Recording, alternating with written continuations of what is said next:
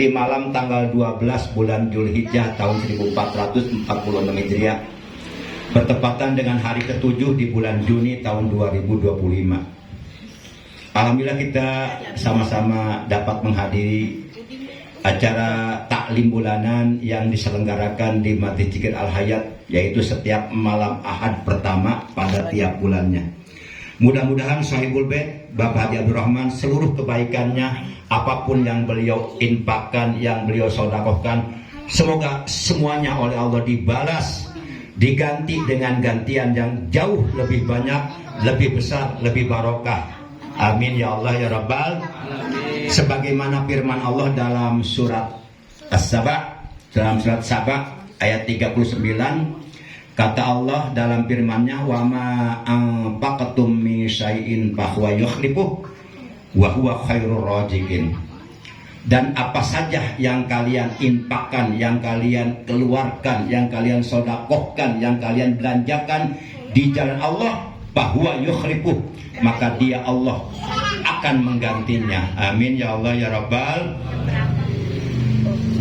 Saudaraku yang dimuliakan oleh Allah Subhanahu wa taala, mungkin di antara para jamaah ada yang tahu di dalam Al-Quran sebuah surah yang bernama surah angin yang menerbangkan. Pernah dengar nggak? Kan Al-Quran terdiri dari 114 surah ya. Salah satu dari 114 surah, ada sebuah surah dalam Al-Quran yang dinamakan surah angin yang menerbangkan. Pernah dengar nggak? Belum. Padahal pernah dengar ya. Barusan dari saya. Ya kan? Barusan dari saya. Awas, itu bahasa jebakan itu. Surah yang bernama surah angin yang menerbangkan debu dan biji-bijian. Surah itu dalam Al-Quran itu namanya surah Az-Zariyat. Az-Zariyat itu artinya angin yang menerbangkan. Surah Az-Zariyat dalam Al-Quran berada pada urutan surah ke-51. Nah, dalam surah Az-Zariyat surah ke-51 juz 27 ayat 56. Jadi surah Az-Zariyat ini jumlah seluruh ayatnya ada 60 ayat.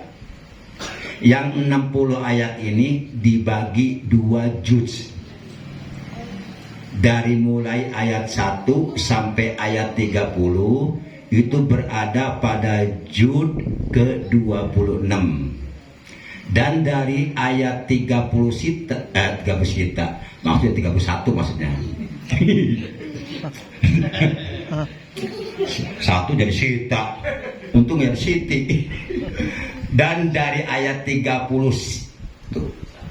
mau sita lagi. Dan dari ayat 31 sampai ayat 60 itu adanya di juz 27.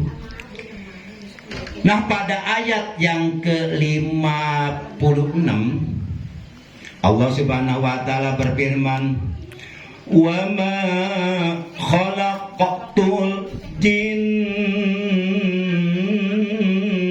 wal insa illa liya'budun.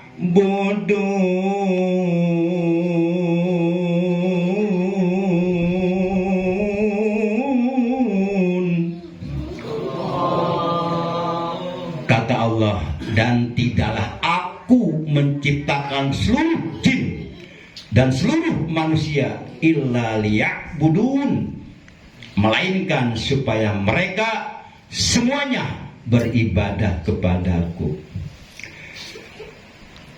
dalam melaksanakan ibadah kepada Allah dan ataupun dalam melakukan segala amal kebaikan, segala amal soleh yang diperintahkan oleh Allah dan Rasulnya,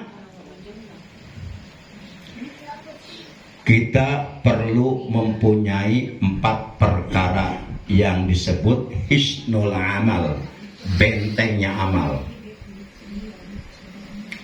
Artinya ada 4 perkara yang dibutuhkan dalam beramal.